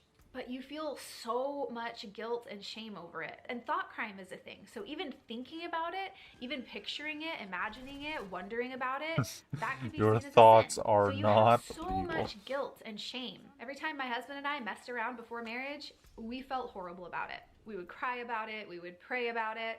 Obviously, we eventually went to our bishop about it. It's just sad that there's ever a situation in which people end up soaking. There is so much shame around sex within the Mormon church. And obviously, if you were taught the way Mormons are to believe that sex before marriage is a sin next to murder, you're going to feel a lot of shame and guilt about that.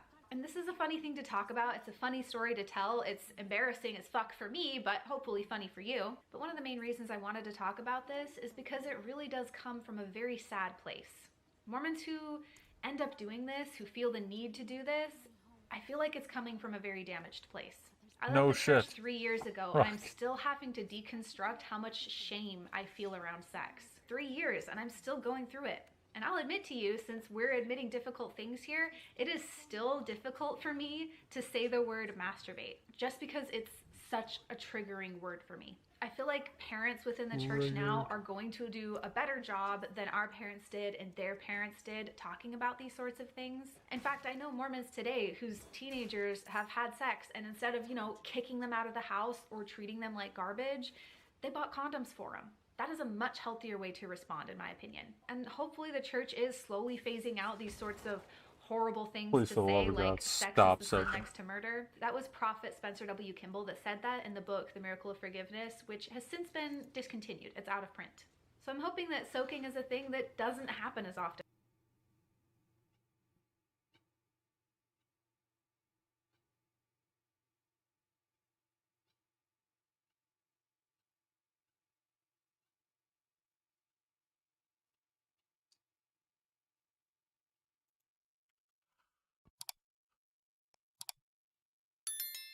Did Cutie baptize Holocaust victims from Ancestry.com? Wait, is that a thing? Yeah. No, Wait, not personally, but that's a thing, yeah. Wait, they fucking baptized Holocaust victims? Wait a minute. The Mormons, baptisms for the dead, yeah, they did that. There was a big controversy about it. That's so unacceptable, dude. That's so fucking I mean, wrong. It's all, you know, whatever. There's but like a big, there's it's all, there's a lot of, there's big. It's kind of like a violation of consent. Like the homie's dead, and you're just like, nah, fuck it. You're Mormon now. Yeah. Get fucked. Yeah. You're no longer You're in like Jewish. Jewish heaven, and then you get beamed out to like some dude's planet. All of a sudden, you're like, what the fuck? Yeah. What is this shit? And it's like, oh yeah, sorry, you know, Jebediah baptized you, so you're his now.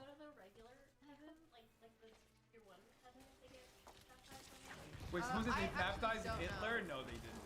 I'm sure at some point, yeah, they would baptize anybody. They baptized Adolf fucking Hitler? I bet. I don't think they have any. They couldn't have just stopped for this one guy? I don't know. They're like, we have to baptize him. I bet. Bro, that's a bit of a cell What phone. is this fucking mission? I just realized. I'm helping this bitch fix wind chimes?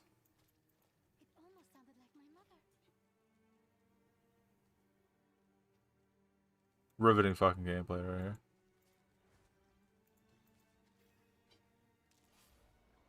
Protect the wind chime. Fucking A+ gaming right here. It's like, I don't know.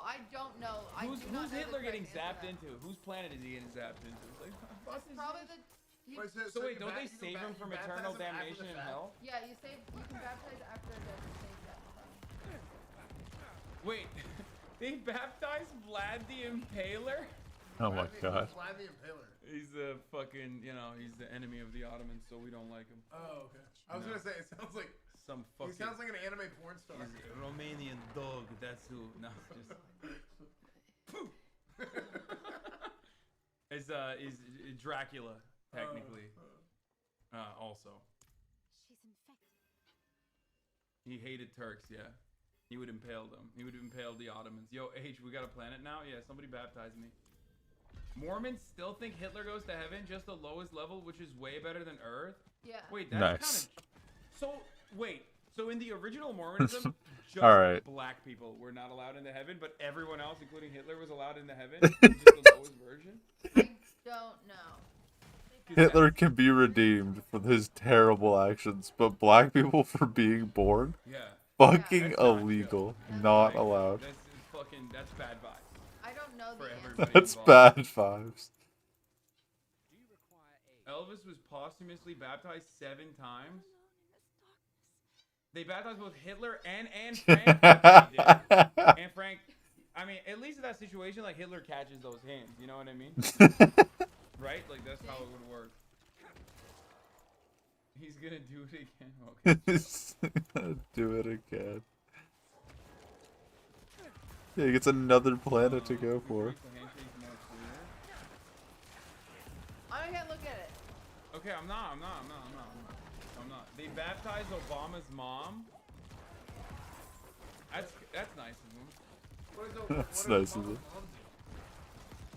She died of cancer, so I guess they baptized her. At first glance, baptizing deceased body seems weird, but if Mormons are that dedicated with family permission, I suppose why not? Yeah, I don't think Obama gave permission to have her mother baptized, Yeah. or the Holocaust victims. Or Hitler. Gave permission for their family members to be baptized. I'm pretty sure they don't give a fuck.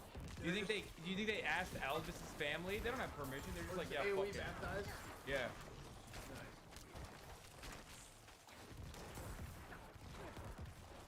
The church denounced the baptism as performing baptism for non-relatives is not permitted. I feel like that's a lie.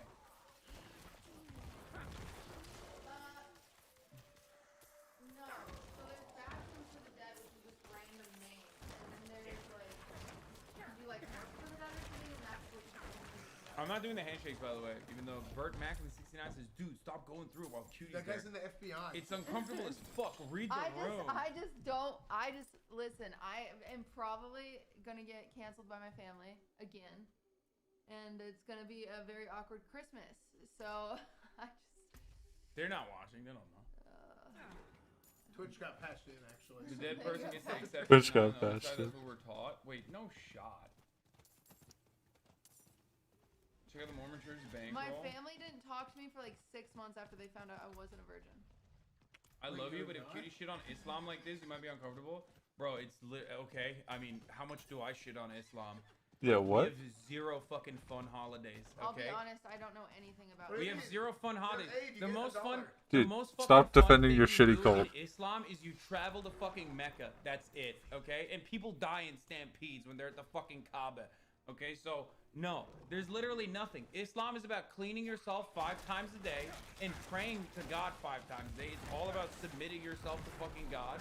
There is literally nothing going on. Our most fun holiday is, according to the the fucking lunar calendar, we have a month full of, you guessed it, fasting from sun up to sundown. No water, no fucking nothing. No water. Hey, but you get a bunch of virgins at the end of the day. That's not even true. That doesn't even happen. Hey, So I'm making because my own religion. I'm doing it. I'm just saying, like, that's not even true. Like, that could have been fun. You know what I mean? That would have been fun. Well, like, no, but if why they can't say we have virgins- that? You know, they're not virgins anymore. Yeah, it's just like, there's nothing, there's literally nothing, bro. I fucking love Ramadan. It sucks. Fucking love it. It sucks. There's Maya. I mean, Fucking the love thing that was Ramadan. cool about Ramadan is like the sense My of bad. solidarity, for sure. Like everyone that's like going through it together or whatever. You okay? But after like Alright. the 8th day, motherfuckers are just driving like crazy.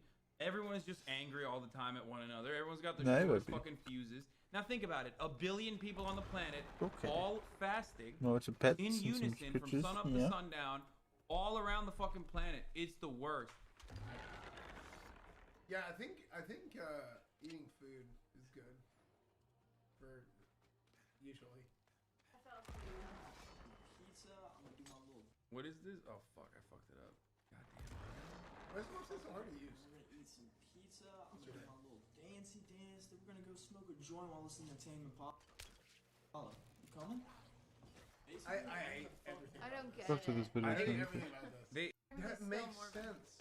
Yusuf Smith is our holy prophet. Joseph Smith. Yusuf Smith.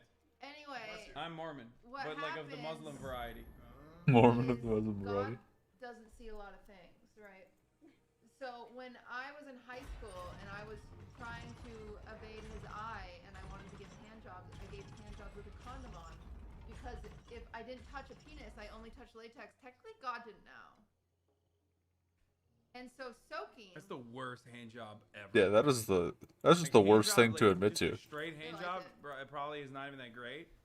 But then with a condom, oh yikes. Okay. So anyway, God can't see certain things. So the whole thing. Why? Why is God not omnipotent and omnipresent? We come up with these loopholes. We, as in they. They're glitch I do hacking. not go to church anymore. But essentially, soaking is, because sex is like penetration in and out, right? So soaking, all you have to do is you put the penis in the vagina, you just sit there and you can't move, and that doesn't count. Yeah, and jump pumping is when a third comes in and Jumps on the bed. So Because then you can tell your bishop that it was an accident. Wait, what? Yeah. I'm gonna be honest.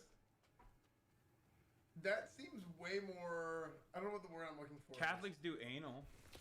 Mormons do anal too. I know a lot of Mormons that would do anal. ATMing. That's the really interesting part about that is that, like, well, I get the concept behind it because you don't want to break the hymen, but also if you are doing anal, you're like, you went from like, yes, you went from novice difficulty to like straight up expert. Yeah, like it's like some weird like fetish shit. Poop hole loophole.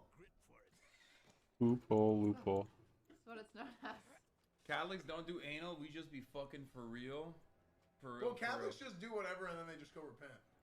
Yeah, Mormons, you can't do that. The repentance process is very intense. Like you can't so I had a boyfriend that served a Mormon mission, and he had sex before his mission because he thought to himself he was gonna like marry the girl he was with when he came home or whatever. But then I don't know if I should be telling the story. It's not my story, but it's too late. I already started it. I'm sorry if you're out there. Jebediah is watching. Jebediah is watching. I'm really sorry. This is a good story though, and you know it. Anyway, and he's on his mission, and he's like, I fucking hate this. And so finally he goes to his mission president, and he's like, by the way, I had sex before I came here, and so they sent me home. Oh, really? Yeah. Is it true that Mormons don't send the like attractive girls and boys on like Latin America and African missions, and they only send them internally in the U.S.? No, that's made up. Because one girl that did it, I guess in Chicago or something, was like, yeah, they don't send the attractive ones to Latin America. That's made up. And I think she was just trying to say she's attractive. Yeah, she just felt. Yeah. Yeah, she needed an ego boost. But here's the thing. Here's my It's question. not true. Have you ever seen like an unattractive Mormon? Yeah. I have a whole family of them. What the fuck do you mean? Have you seen some Mormons like I feel like a lot of sister wifing? Really? No, that's FLDS, sister wives. Yeah. I think that's a different thing. It's separate. I feel like the Mormons I grew up around, literally everybody was handsome and everybody was beautiful. Mitt Romney.